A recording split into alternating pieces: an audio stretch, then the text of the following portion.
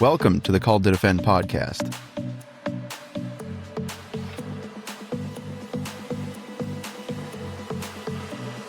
And this is the part where he's making this stupid joke about returning. You can come back now with a gallon of milk, I guess. I have returned. I see that. I heard you from the other room. That's why I said it loud enough for you to hear. See, the problem is Josh and I now spend so much time together. He instantly knows what stupid joke I'm about to make. Yeah. I start to piece it together.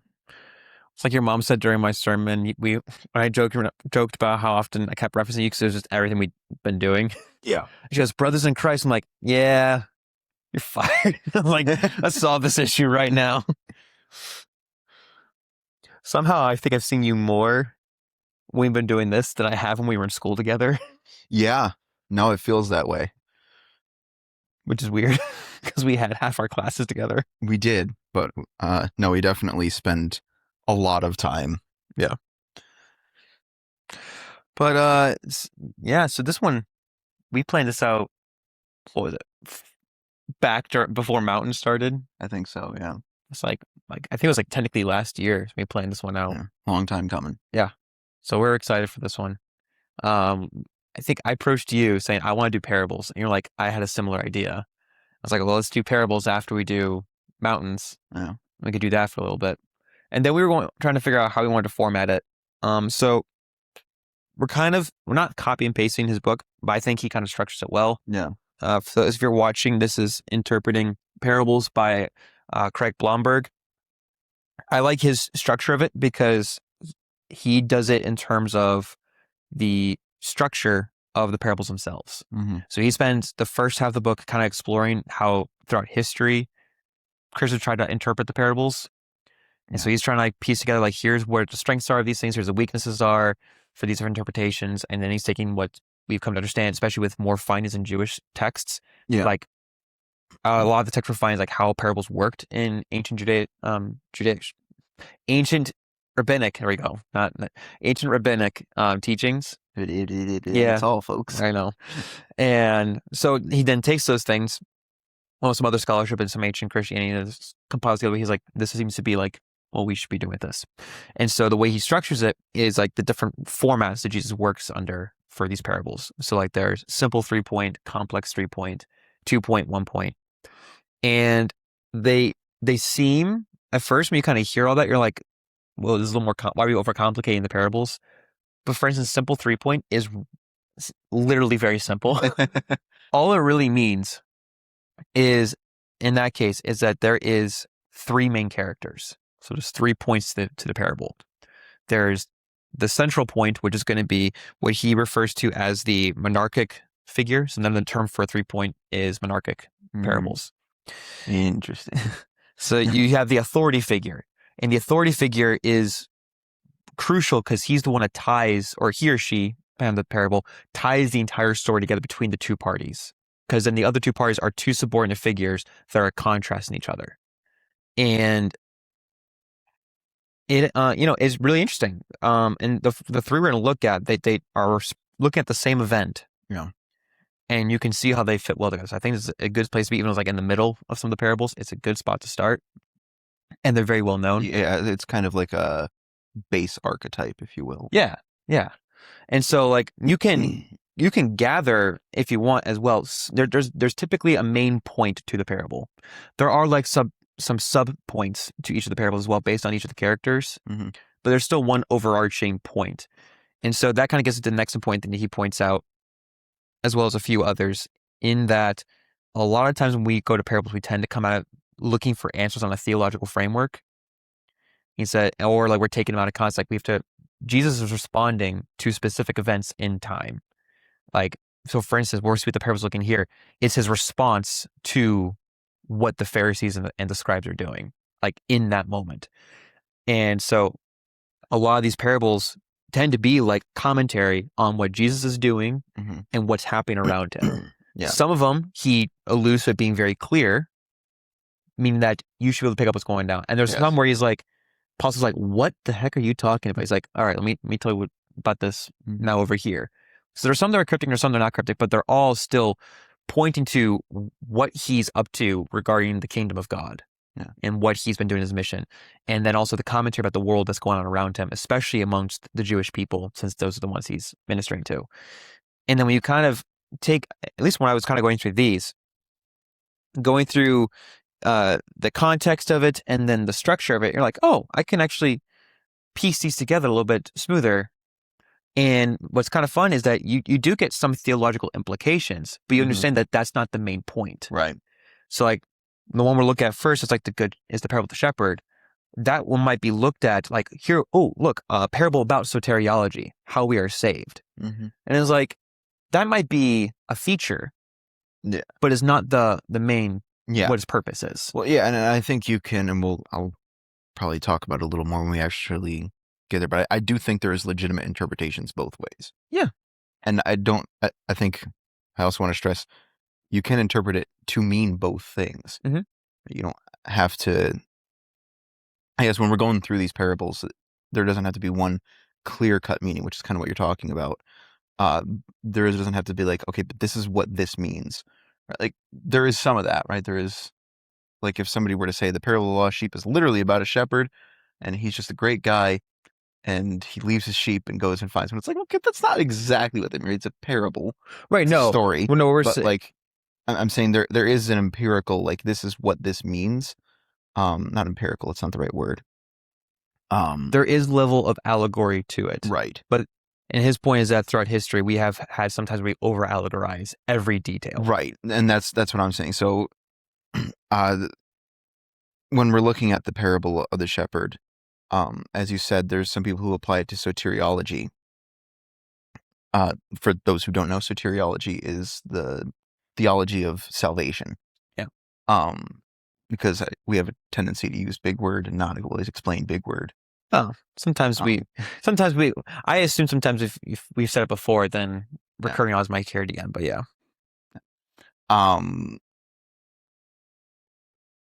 But we can apply it to soteriology, and I think there is a legitimate interpretation there. But I think there is also a greater interpretation over that, right? So kind of what you're saying, it's not one or the other necessarily. It can be both.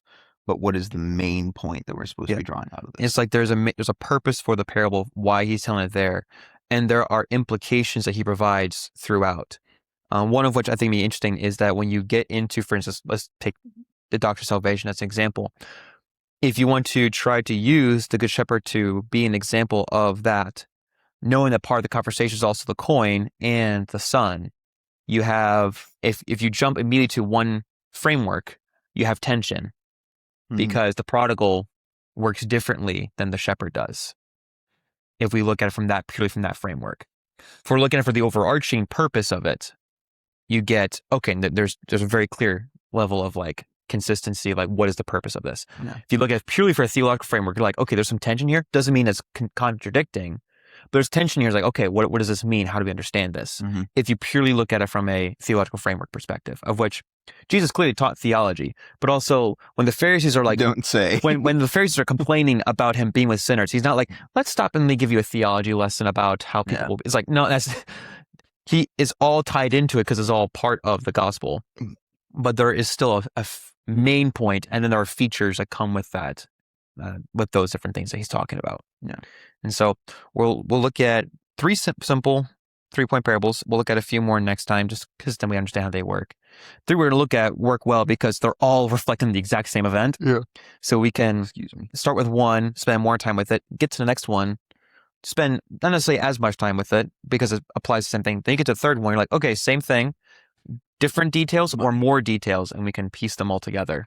And I think what would be kind of cool is if we go through it, all parables with the formatting and context, especially, and then just kind of piece it all together, we can start to see it towards the very end, if like a reflection episode. What does Jesus ultimately teach about the kingdom of God throughout all of these parables? Yeah. Which I think is his main focus is like, this is what I'm here to do, and here's what we should be doing.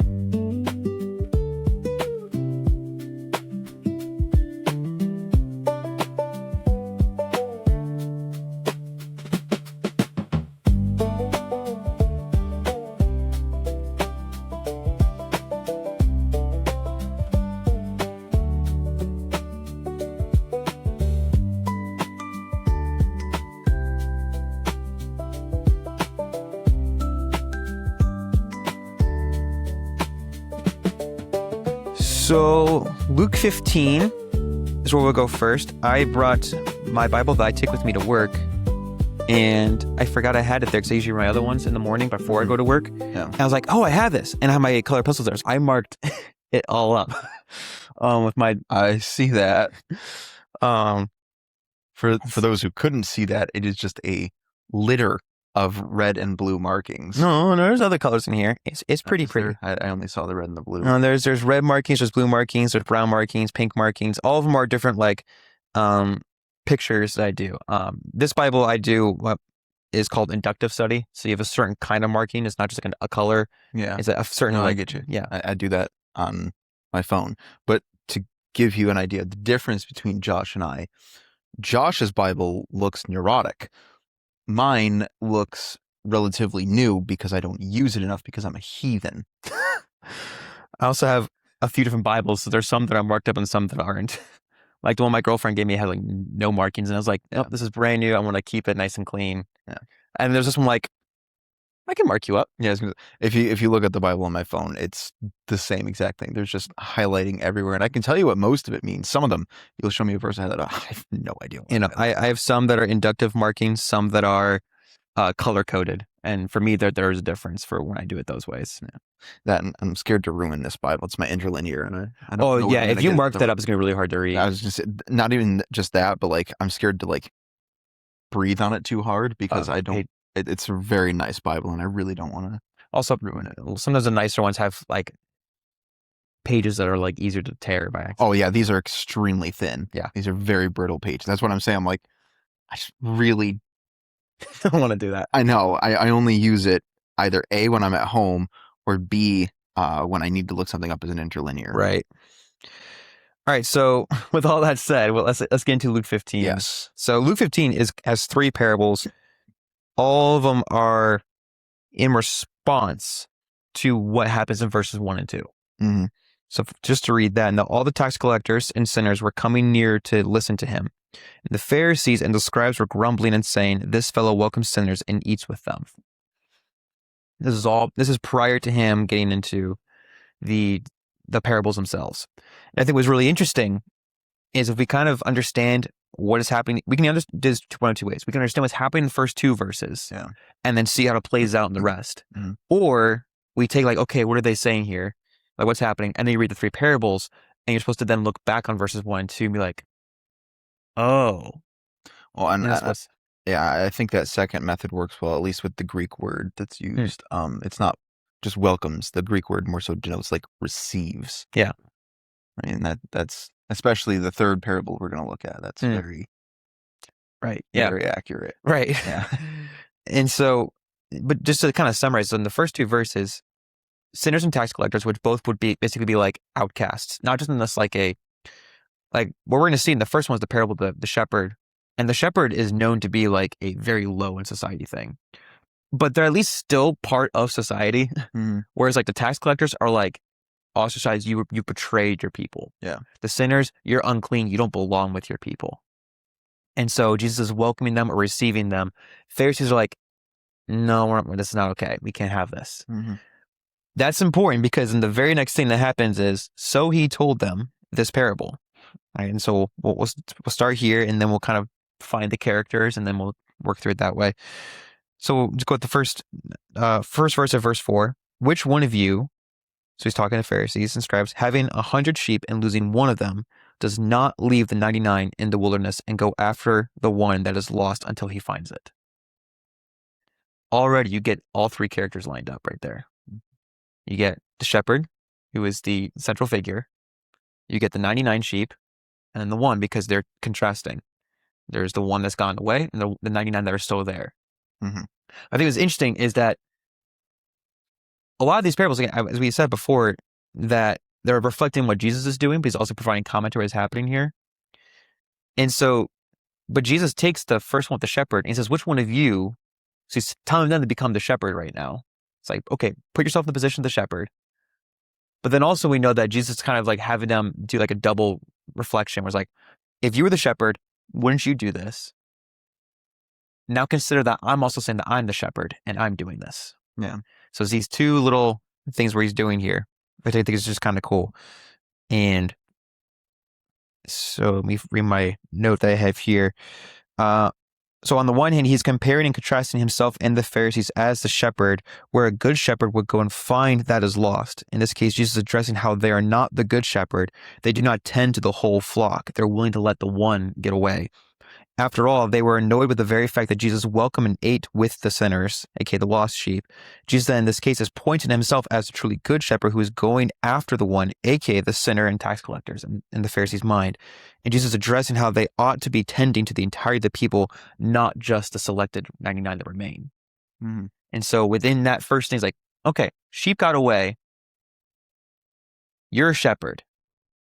Wouldn't you go looking for them? Yeah. Just that first verse alone. Wouldn't you go looking for them? Because I'm looking for them.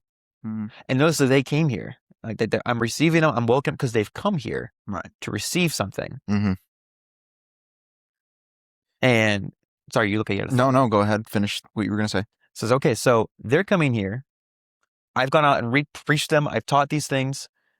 They're coming here. Mm-hmm. Wouldn't you be doing this? You know, if you were truly a good shepherd, wouldn't you go out there? I'm going out there. Which then again, it puts in the position. It's like, all right, so think about it this way. I'm the shepherd and I'm doing this. Okay, so this is what I'm doing. I'm trying to find the one. You, being leaders, should be going out and finding the one. So he's kind of like putting them in these two characters. Like the Pharisees are on one hand kind of the 99, kind of the shepherd, but in a reversal of what they're supposed to be. Mm-hmm. Whereas he is now showing them like, this is what you should be doing, and I'm doing it right now. Yeah. No, it's interesting to think about them both being the shepherd and the 99. I've always considered them kind of in that shepherd role, but it's true, right? They would also be, in some sense, the 99, except, you know, in reality, they're very much part of the one. Yeah.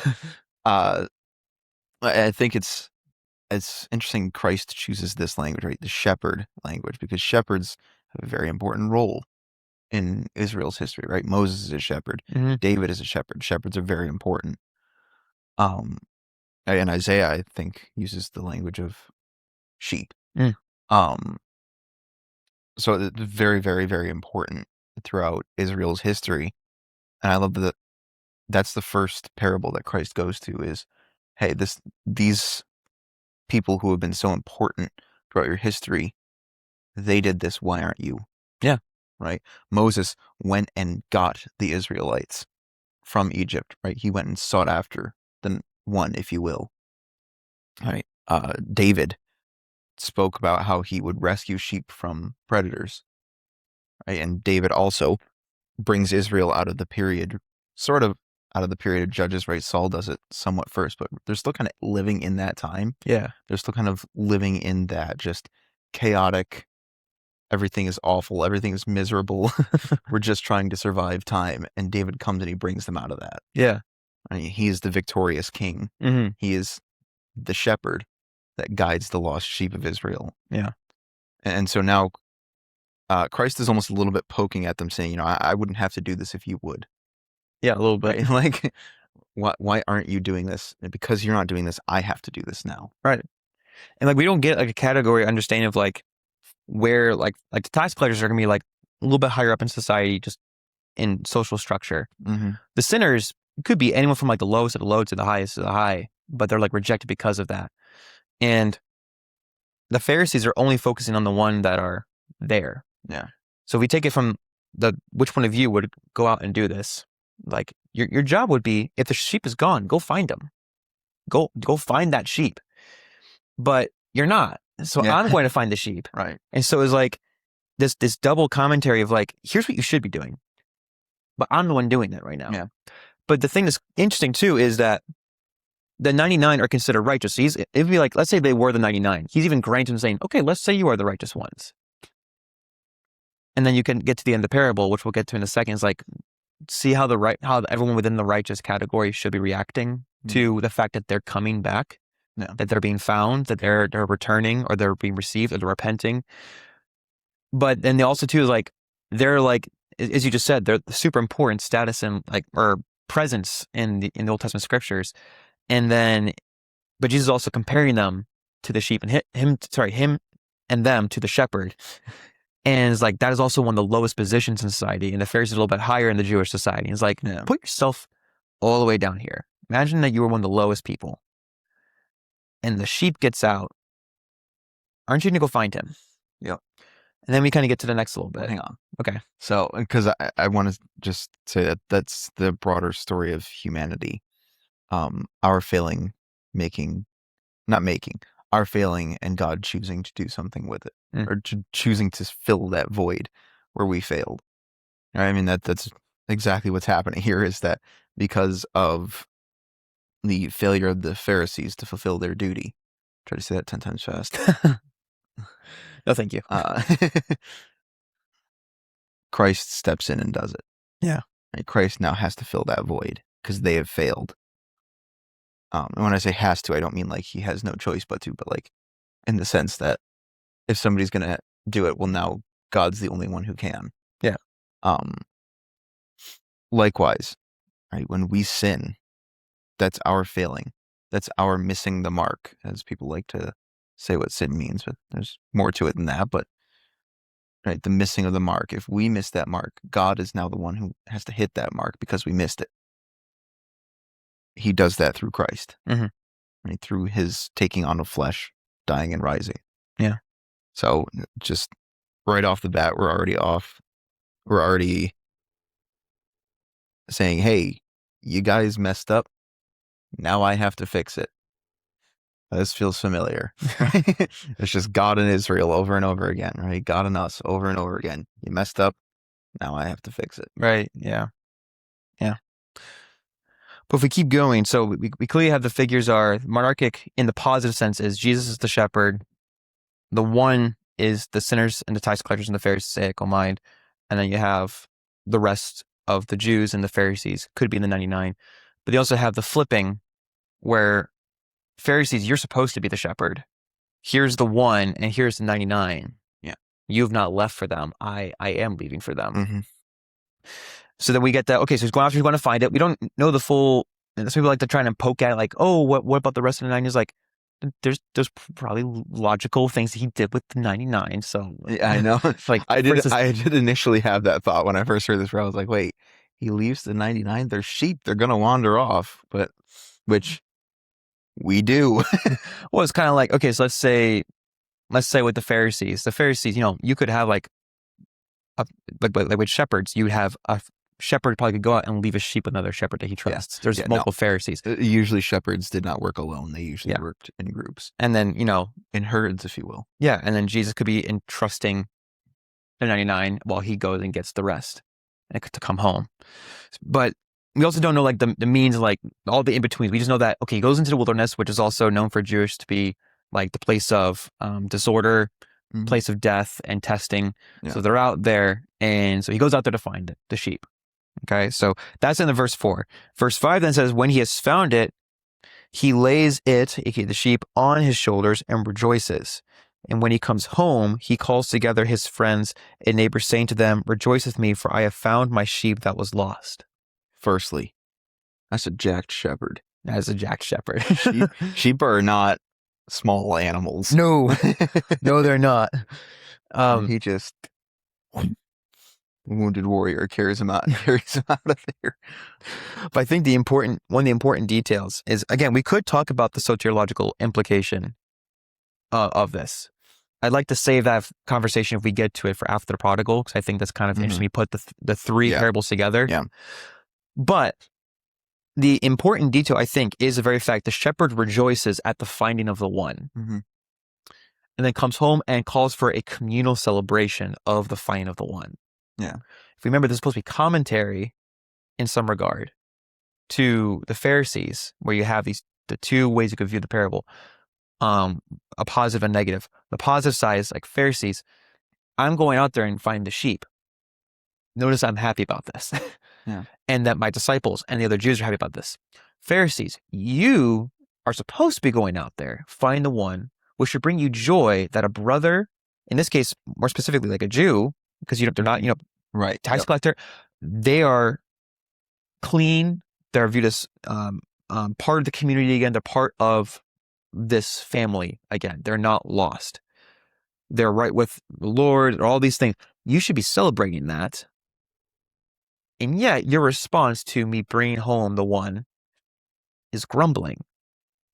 So if a shepherd's supposed to respond this way, if a shepherd responds this way for finding a sheep, has a whole party because the sheep has been found, shouldn't you be celebrating all the more that a human being, especially in this case, a Jew who's part of the covenant, has been brought home and is no longer lost in the wilderness? Yeah. Shouldn't that be your response? Yeah, and think about it in light of like Ezra, right? There's so much ceremonial like pomp and circumstance in the book of Ezra. So much so that if you want like a great laugh, read Ezra 7, because Ezra is his own hype man. That's one way to put it. Well, because he just like gives this long genealogy and explanation and in-depth like thing of who he is, and then when he says, and then it arrives at the point where he actually shows up, and it says Ezra, that Ezra. I'm like, that's great, right? Calling yourself that Ezra. That Ezra. But there is this like idea of they have come out of this wilderness, this exile into Babylon, and are back home. And there's rejoicing and there is celebration. There's also some things they shouldn't do, but but you know, there is still that like we're finally back home. Yeah. And now we can rebuild, we can start anew, but we're home. Yeah. And I think what's important with all that is we could look, obviously we should see Jesus is like, Pharisees, this should not be your response right now. Like I'm showing you already in one parable. I'm going to show you in 2 more. This should not be your response right now. But also it's him saying, and there's other ways you can look at this too, like take from modern application.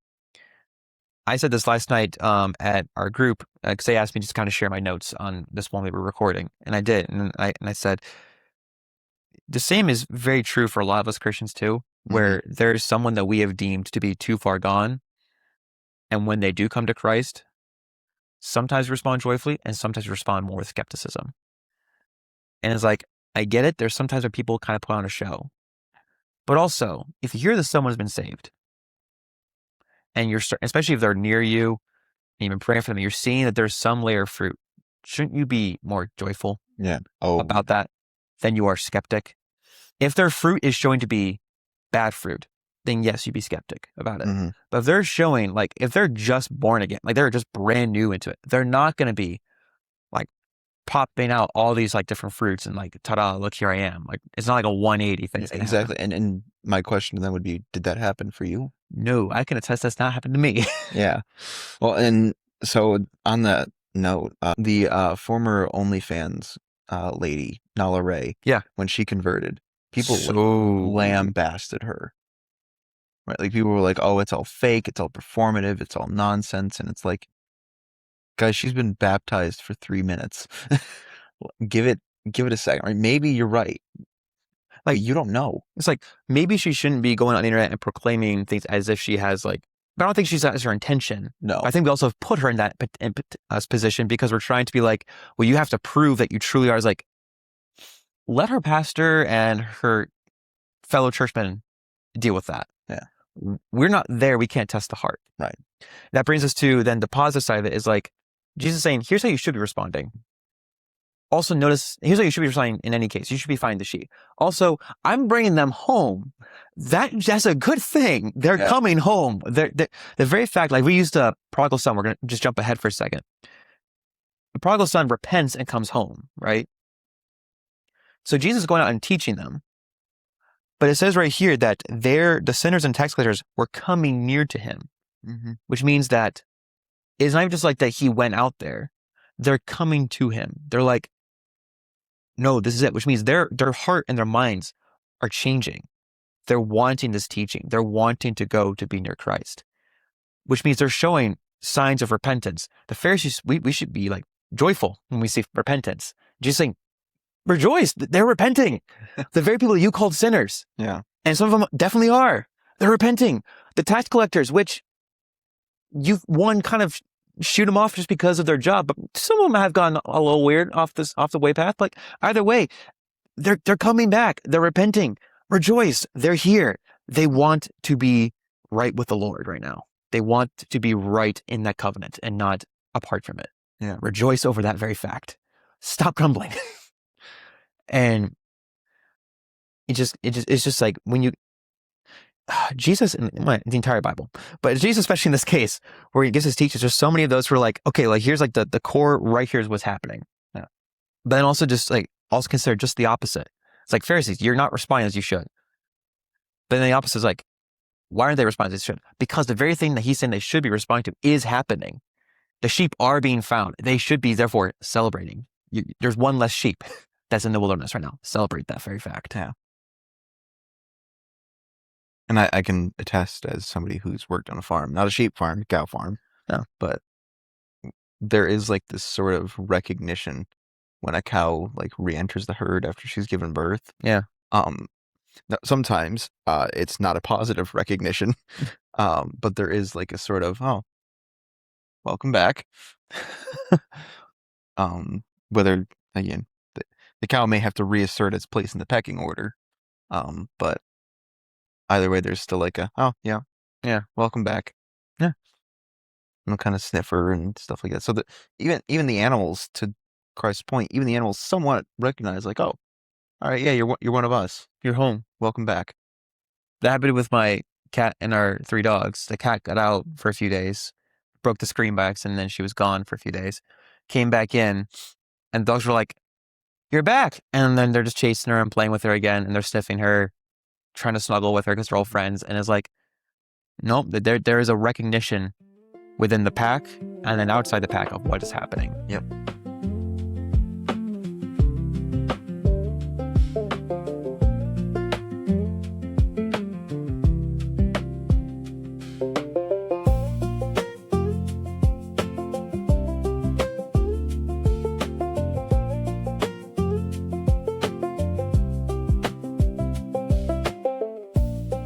So we didn't read verse 7, but we definitely alluded to and talked about it a little bit with the idea of like, just so I tell you, there will be more joy in heaven over one sinner who repents than over 99 righteous persons who need no repentance. And we kind of got to that point, but we're going to see that theme continue to be played out. It's like right now we're saying, okay, there's joy in heaven. We're going to see how Christ kind of like plays with the language even more in the next one. So if we go to the parable of the lost coin, this is the shortest one of the 3, but it's the same format. So we have or, and that or is therefore tying the previous one to this. Yes. What woman, having 10 silver coins, if she loses one of them, does not light a lamp, sweep the house, and search carefully until she finds it? So give me our 3 characters again, which are the woman, the 9 that remain, and the one that got away. Interesting, though, can't remember the name of the scholar. It's like, it was in one book, but I didn't write his name, so I was trying to find his exact paper for it. And then I found it, but my notes weren't with me at the time.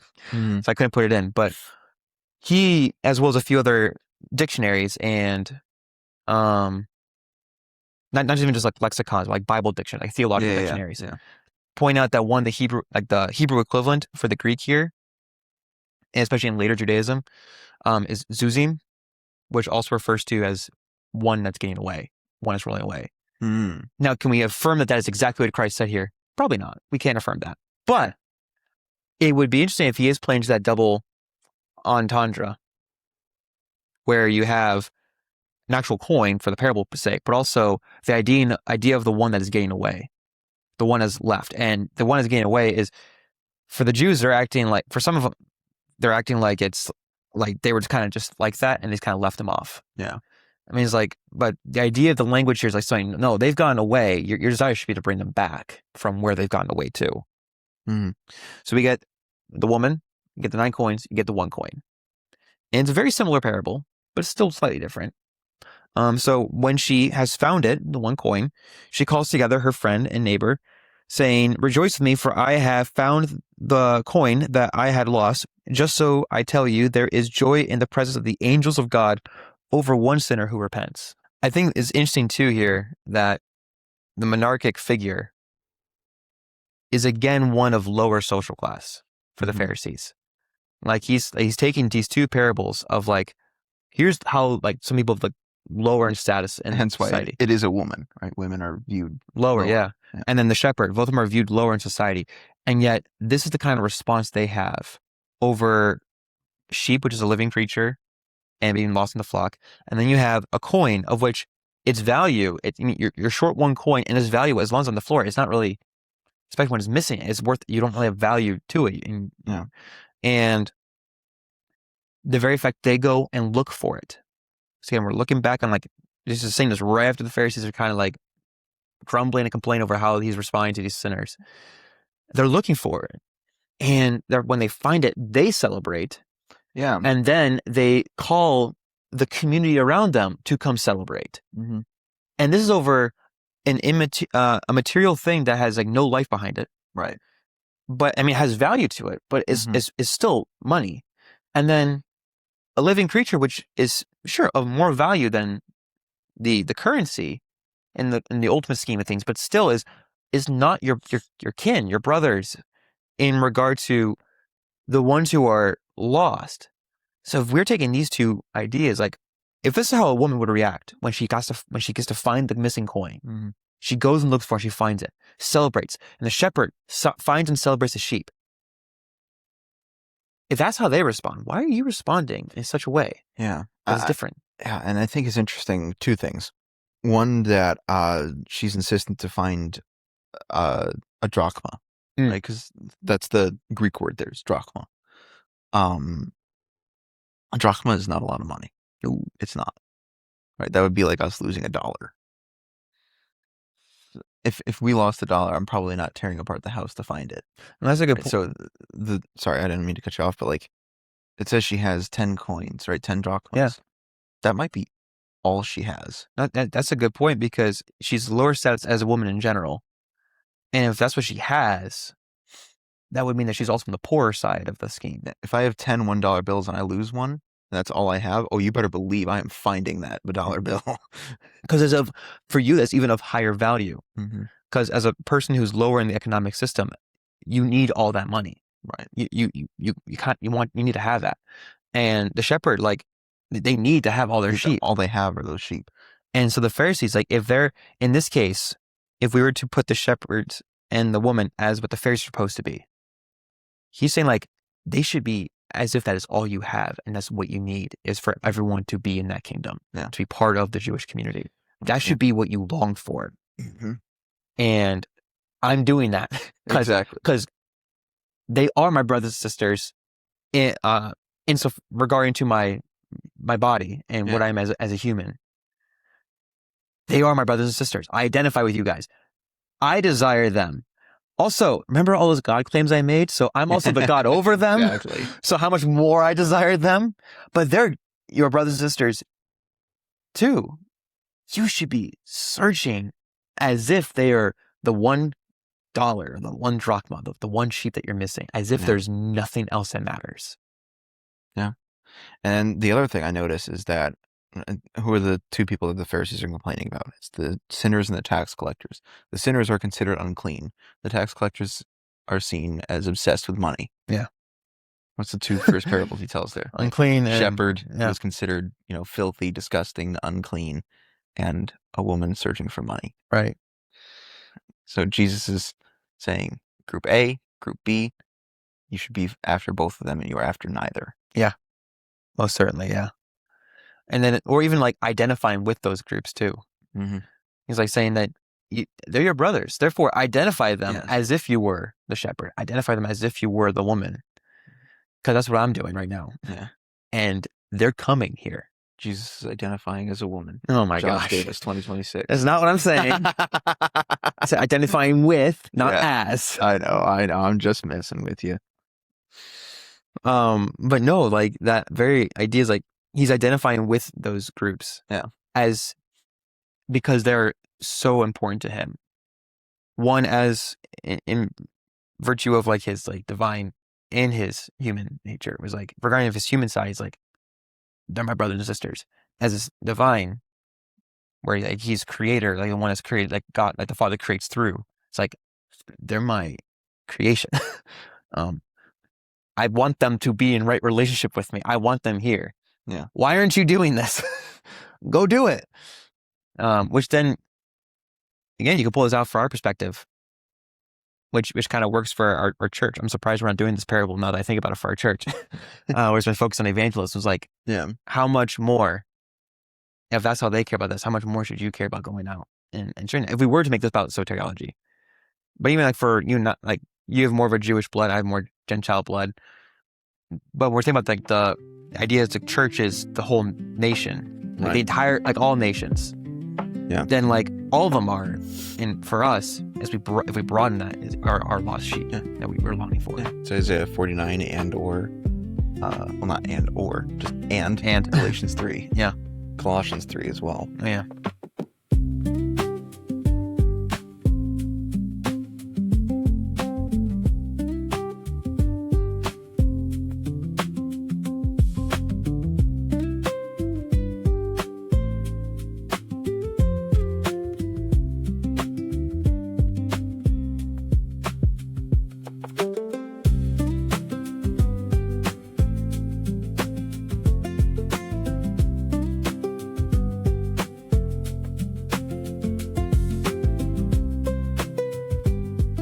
All right, so last one's longer. A little bit, not a lot.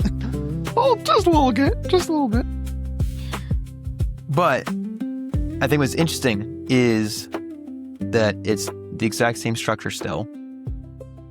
And yet, this parable is the reason why I was able or willing to tie the Pharisees to both the shepherd and the 99. Mm-hmm. So then get verse 11. Then Jesus said, there was a young man who had 2 sons. Okay, so man, obviously he's going to be the father here, 2 sons. We're already getting 3 characters. The younger of them said to his father, Father, give me the share of the property that will belong to me. So he divided his property between them. Firstly, right away, I can't remember which pastor it was, but he pointed out in Jewish culture, when you're asking for that before the father's dead, you're basically saying, hey, be dead to me and give me your property. Yeah. As basically saying, give it to me as if you were dead. I can't wait anymore. Like this sheer lack of impatience and care for his father's like existence. Yeah. It's like, okay, that's. No, exactly. That would be like if, well, it kind of is sort of like when Isaac was dying and Jacob receives the blessing. That would be like if Jacob walked up to Isaac one day and was like, yo, old man. Just die faster. Yeah, die faster. Give me that blessing now. You're not dying fast enough. But I think it's interesting. So as you said before, we had you and I tying both what you said. So like the shepherd and the woman in regards to like lower status, but then also comparing to like the 2 people groups that they're scoffing at. And now Jesus is giving a parable that's longer, but he's like going beyond just like the cultural, like, a shepherd is lower and the woman's going to be lower. And this means less money. Let me paint you a person and make you hate him as a Jew real quick. Yeah. And so this is where it gets really interesting. Well, and it's funny that make him hate you, because that is kind of what Jacob does. Mm-hmm. Right? He takes the blessing and then flees because he knows Esau will come after him. Oh, yeah.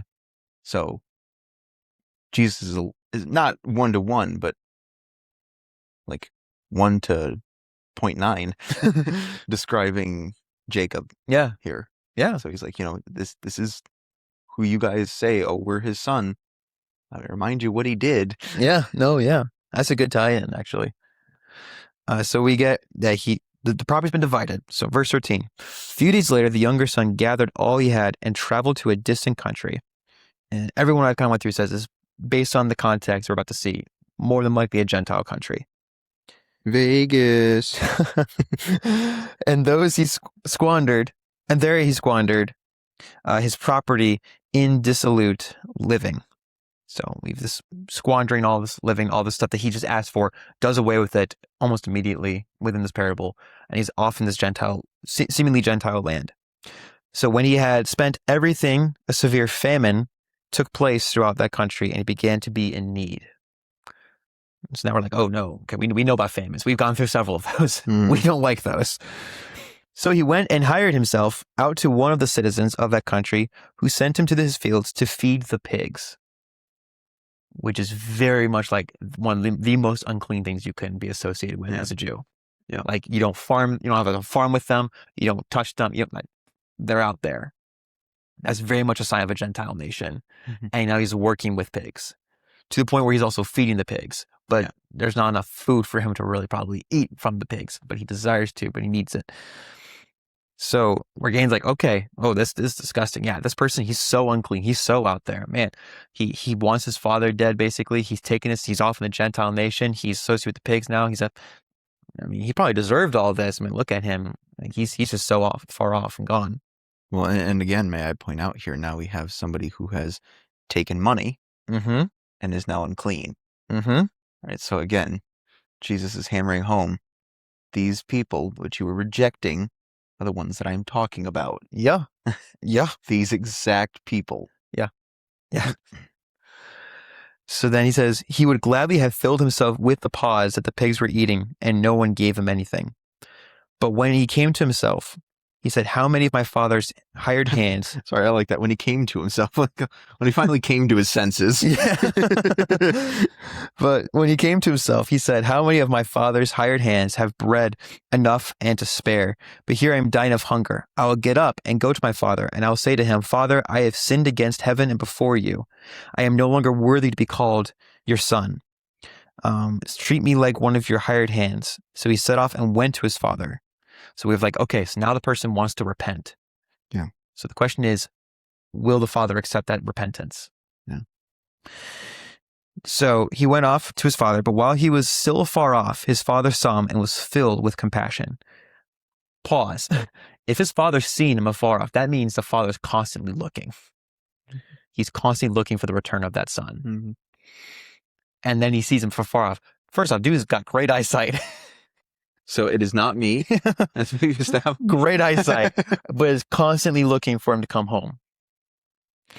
And so he ran and put his arms around him and kissed him, embraces him fully, celebrates, just like the coin, the woman and the shepherd, fully celebrating between him and the lost.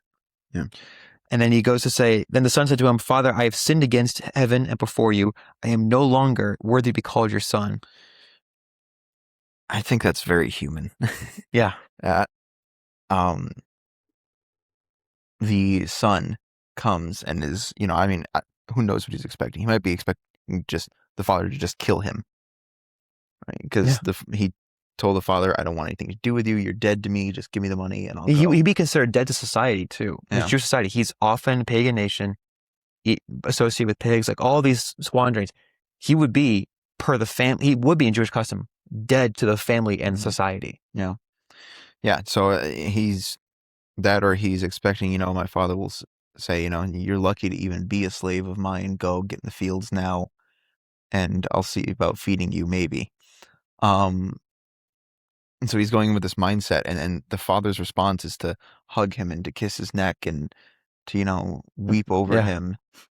And the son's response is not, well, what's this? It's, all right, I'm still not worthy, right? I still can't be forgiven. I still can't, right? It's that human mindset of, I'm beyond God's grace. Yeah. And he's still so much in the same line of thinking as the Pharisees. Of like, I'm unclean, I'm dirty, I'm unworthy. And he doesn't see that doesn't matter to the father. I think what's really interesting, so there have been some people who have argued that, well, maybe the son is coming back for material gain again. Like, did he truly repent? And it's like, I don't know. If you're seeing that the father's already accepted him, embracing him, and he still says that, to me that shows that no, there is that turmoil in him saying, what I did was vilely wrong. Mm-hmm. And I'm repenting of that very thing, coming back to you. Now, maybe he's not understanding that the father's embraced him fully. Like, he still thinks that he still has to do this thing. But he's like, father's like, you're my son. I'm just taking you in. But like, the son's heart is, I have sinned against my father. I'm repenting towards him. I'm coming back to him. And then, so I don't know if you had anything you want to say there about that. My only other thought there is, it's very much in the line of Solomon. Right? Proverbs, he writes as a young man. Generally, by consensus, he writes as a young man. Then he goes and he lives this life of, what was the exact word it used? It wasn't debauchery. Disillusion. Yeah. Right. Disillusionment. And he goes and he lives in this manner, which is just disgusting, degenerate, worthless. And then he writes Ecclesiastes as an old man looking back and was like, none of that was worth anything. I think The way I lived made me worse. I think the exact Hebrew word is people would say like, oh, vanity, and vanity is like technically it means like vapor, and vapor, everything's vapor. Like it just is here and then it's gone. Right. And I think the son in the parable realizes that. Yeah. Of like, all this inheritance I had, it's gone. Yeah, it's gone. It's a vapor. It's gone. And now here I am with nothing. Yeah. I don't know. That's a humbling thought, right? And it's very much in my mind in the line of Solomon of I had all of these women and all of this money and all of this power, and it was a vapor. It was nothing. Nothing. And now it's all gone. It's gone. Yeah. And here I am, just as any other man, sitting, dying. Yep. Yeah. Yeah. So his response right now is comes back, father embraces him, and he's like, forgive me. I have nothing. I've just destroyed everything that you wanted and gave me. He says, Father, I have sinned against heaven and before you. I am no longer worthy to be called your son. But the father said to his slaves, quickly bring out a robe, the best one, and put it on him. Put a ring on his finger and sandals on his feet. Get the fatted calf and kill it, and let us eat and celebrate. So we have that same pattern of celebrating individually and then communally. Yeah. Kind of on the lines of what you were saying earlier, right, with the father going out and looking every day for his son. Notice he doesn't say bring a fatted calf. Bring the fatted fatted calf. Yeah. And the fact it was already fatted. Yeah. He was waiting. Yeah. He had it on standby. Yep. It was ready. He was ready. So quickly bring in a robe, put it on, the best one, put it on him, put a ring on his finger, sandals on his feet, get the fatted calf, kill it, let us eat and celebrate. For this son of mine was dead and is alive. Again, like he's left that entire, like he's effectively dead to that society. He's like, no, okay, he was dead, but he's back. He's alive. He's with us again. He's been found, or the other ones, he's found. He, like the coin's been found. The sheep has been found. And then he's alive again. He was lost and is found, and they began to celebrate. Mm-hmm. Now, so far up to this point, though, we've had one subordinate character, and we've had the authority character. Remember, the authority character is supposed to tie them all together. Yeah. Before we move on to, I'm sure you're going to talk next about the brother, I'm thinking. Yeah. Yeah. So before we go to there, obviously it's a very beautiful image, but it's very reminiscent, or I guess Paul is reminiscent of that when he writes Ephesians 2. You were dead in your trespasses. And then goes on to say, if you were dead then, how much more have you been raised to life with Christ? This parable is interesting because in this instance, right, you can say God is God the Father, okay, likely true, but Jesus is also establishing himself as the Father in the parable. I would actually argue that he is the Father in the parable. Yeah. So in this instance, you don't just have a father welcoming him back. In the grand scheme of the whole gospel narrative, the father then takes the punishment of the son. Right? He takes on the debt that the son created. Right. So think about that. Like, let's say the Gentile nation who had him enslaved comes looking for him and says, he owes us a debt. Well, the father would then say, okay, I'll pay that too. Yeah. Yeah. That. Yeah. Right, if we can look beyond actually what's recorded in the parable, that's a mind-blowing thought. Mm-hmm. Yeah. Yeah, that is an interesting thought. Yeah. Anyways, you wanted to talk about the brother. Yeah. So far we've had up to this point, the authority figure, and we've had one subordinate.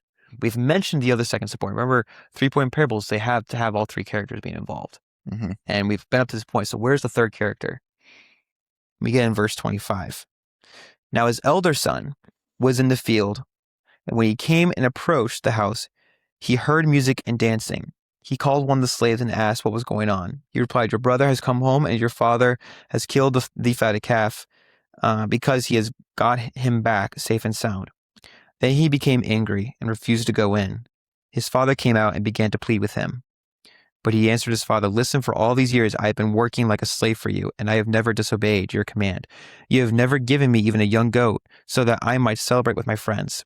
But when this son of yours comes back, who has devoured your property with the prostitutes, you killed the fatted calf for him. Just pause there, because there's more to read in a second, but this is where I was able to be like, okay, this is what you can do with these three parables. You can do the whole with the shepherd and the woman saying, because he's saying, wouldn't one of you go and do this? Yeah. And he gives a third one, basically kind of looking at, here's how you actually are acting. But there's also all three of them, the monarch character is Jesus, and what is the actuality. He is the one who's actually doing these things. Yeah. And I think the reason I mentioned earlier on when we first started, the importance of us saying that they're coming to him. Again, I'll just, you can get into the soteriological debate over this, because you have the shepherd and the woman going out. They're the one who's initiating, and they're finding the coin, and they're finding the sheep. Yeah. But here you have the son comes home in repentance. And so if you're trying to go at purely from a framework perspective, you tend to get this tension, this interlocking of like, the figure goes and does this, but here we have the figure coming back, and there is no mention of the father going out and looking for him. Like you see that he sees him afar off, but the son is the one who comes home. And so there's that interlocking thing. But the importance of it being that you have a son, the second subordinate character, sees the celebration of the one who's come back. He is the one who left. He's the one who's took the money. He's the one who's been the gent. All these things. Response is anger. I don't want that. Why are you celebrating him? I've been here all this time. Why aren't you celebrating me? And so it's like two ways you could look at this. You could look at it saying the father is the son, and Jesus, like, Jesus, we've been doing this. Why aren't you celebrating us right now? Why are you celebrating them? Why are you spending time? Why are you feasting with them? Why would you ever do that? Because they had come home. And you could look at from the God. If you want to say the father is Jesus want to say that the father is the father. Yeah. And it's like saying, God, we have served you. Why is your servant here telling us, why is he doing this? How is he truly your servant? It's like, because he actually, that's what I want. I want them to come home. You're already here. Like the point, Jesus is not, you could argue whether or not the Pharisees were truly part of the covenant still or not, or if they kind of wandered off themselves. But Jesus is not right here. He's not even like trying to say you're the one. He's saying like, you're the one who's grumbling. You're the brother. You're the brother that's angry. Yeah. You're supposed to be the shepherd and the woman that's going out. You should be the father that's rejoicing at the coming home. You're the brother who doesn't care. Yeah. And it's not even necessarily it doesn't care. It's an actual animosity. Oh, yeah. That's a better way to put it. Yeah. Case in point, the Greek there is interesting. It says adelpho mu. Right. So your brother. Right. There's a genitive. Actually, it wouldn't be mu. I don't. Let me just see if I can find it quickly. There it is. Adelpho su. Excuse me, su. Yeah. Adelpho su, which is the servant saying it's your brother.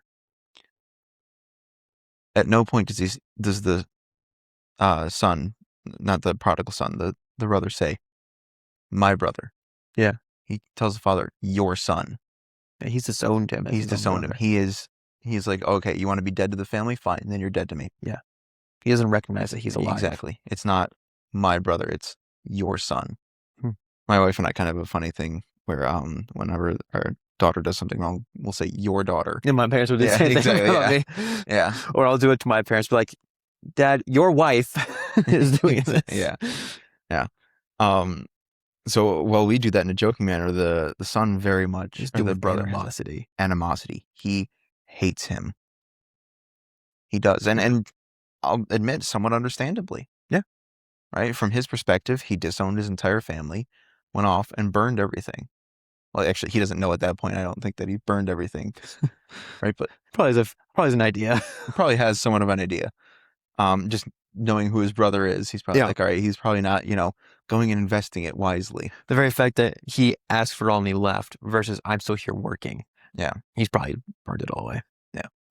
Yeah. No. And so has, in the worldly sense, every right to be angry. There's probably a little bit of righteous anger there too. Right? You greatly hurt my father when you did that. But there should never be a point where you say, and I can't forgive you for it. Mm-hmm.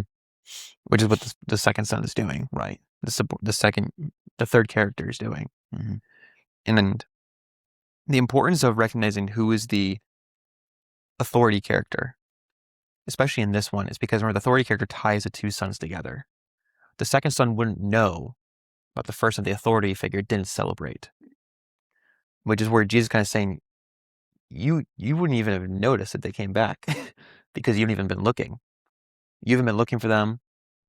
So now they're coming, and now you're complaining to me about it, which is what this son is doing. Like he's like, this one is not one of those cryptic ones. He's very much being like, you should know who I'm talking about now, Mm-hmm. guys. I'm talking about you. You should be celebrating this very thing. And you're not. You're not. But join me in celebrating. It is not too late to celebrate. I mean, that's what the father does next. We look here.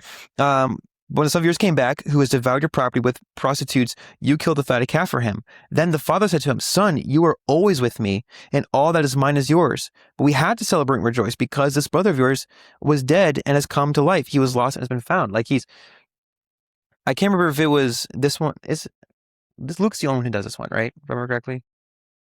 I don't recall. Isn't it a Matthew too? Matthew does the shepherd, I know, at least. Yeah. I don't know. I don't recall specifically. But like right here, like he doesn't even like tell the son, like he's pretty much like, we have to do this. We had to do it. We have to do it now. He's back. And it's like, almost like there's like this implied invitation, like you can still come in and celebrate. In fact, the servants told you about it. You can come in, but you're choosing to be out. And that's what it says, right? It says the father begged the son. Yeah. Right? The father came and he's placing himself almost in a position underneath the son. Like, come in, be with us. We're supposed to be, especially, let's think about this. Let's get out, like, this sounds weird, but let's get out of the idea of the full gospel picture for a second. Let's look at it purely for the Jews' perspective. Yeah. They're your brothers in the covenant. They're back. Come in. They're part of the same covenant as you. Celebrate. They are literally your blood. Yeah. They're of the same tribes and the nations that we all go back to with Jacob, with Israel. Come in. This is your Jewish brothers and sisters. Yeah. They're home. Celebrate that. It's not too late. Come in. No. But then, and then if you put the full picture of the gospel back on for the nations, think about like where Paul talks about how our enemy is not with flesh and blood, but with the powers and principalities. Like from that perspective, it's Paul like saying you were one of them. They were your brothers and sisters out there, and you're adopted into here. So celebrate that your brothers and sisters are now in the right family right now. Yeah. Don't be so pessimistic about someone being in there. If they're showing bad fruit, then be cautioned. Then have concern. But if they're showing that they've repented, they're saying like, no, I've come back. I've come to, or in this case, I've come to know Christ. Celebrate that very fact. Be joyful that they've repented. Don't be grumbling. Mm-hmm. What good does that do you? All you're going to do, depending on your view on like, if we go with the soteriology perspective, and we say this, we try to tie this to modern understanding of salvation. And there are debates over whether that someone can walk away or cannot walk away from the faith. Meaning that they were in the new covenant and then they've left it. Regardless of that very fact. The whole idea of the Jewish community and the Christian community is supposed to be that we disciple each other and we sharpen each other. If you're grumbling, you're pushing them away. And then you're also pushing those who are outside looking in away from wanting to come into. Like, yes, we rightly understand that Christ, the church didn't die for you, Christ died for you. Therefore, when church does something wrong, don't hold that against what Christianity teaches. Right. Definitely true. At the same time, Christians, you are the ambassadors. Yes. Pharisees, you are the ambassadors to the Jews.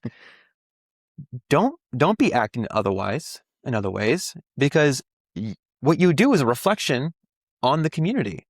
Even if that's not what we teach, you're pushing people away from coming to the true teaching.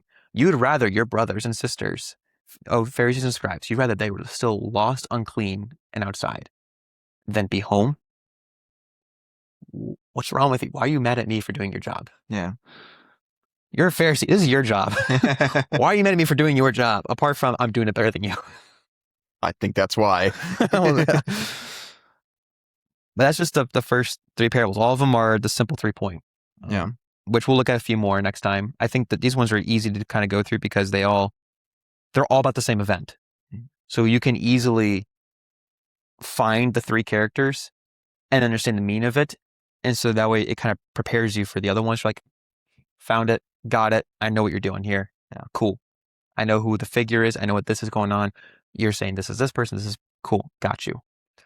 And it's also just kind of interesting where, again, you could say the positive of, where, because he says you, which one of you? So the woman and the shepherd should be the Pharisee, but also counter is Jesus actually. Mm-hmm. And then even there's like, all right, but let's go to the reality. Prodigal son. You are the second brother. You're not even the archetype or the main figure. Yeah. You're not even that. You're acting as the second brother. I'm the one who ties you both together. Come here. Come inside. Get over here. Or pull Scorpion and throw that chain with fire. Get over here. I think it's like the 3rd time you've done that one of these podcasts. Probably. Yeah. I think this is our longest podcast we've done so far. Really? Was it? It felt quick, honestly. This one is 1 hour and 8 minutes. No kidding. Before editing, yeah. Wow, that felt pretty quick. I won't lie. Yeah. Well, it's because it's a fun one to look into. It was. And like, again, you can, like I said, like you have the features of like theology being talked about. Mm-hmm. But the main purpose is calling out the Pharisees for how they're behaving. Yeah. And how they should, and then looking at what Jesus is actually doing. But it's still, you still can get those features of like, you have the shepherd and the woman going to find it. So they're initiating. But you also have here, the prodigal son is the one who comes back in repentance. Yeah. And it's like, okay, what do you do with that? Depending on your framework. I'm not going to give the answer here for those.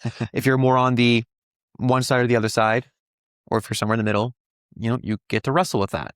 Mm-hmm. That's not the purpose of our parable study. but that the point being still is, Jesus gives 3 parables right after the Pharisees are grumbling that sinners and tax collectors have come to hear the teaching of Christ.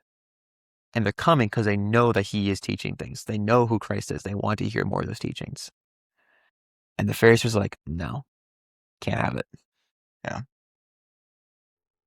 No, there's a lot that I think can be said there. Oh, yeah. We're already over an hour. I mean, you can keep going. We can make us longer. That's okay. That's all right. We'll keep it concise for the sake of people who listen to the podcast. Yeah. Speaking of people who listen to the podcast, if you'd like to see us rejoice when you repent and come home, like and subscribe. Make sure to hit that notification bell so that way you always know when we post. Be sure to follow us on all our various social medias that Josh knows and I don't. And let us know what you thought down in the comments below, right? Did you get a lot out of this? Is there something that you noticed that we didn't talk about and would like to discuss? If you would like to discuss it with us, make sure to join our Discord. With all that said, we really appreciate you guys watching, and God willing, we will see you in the next one. Peace.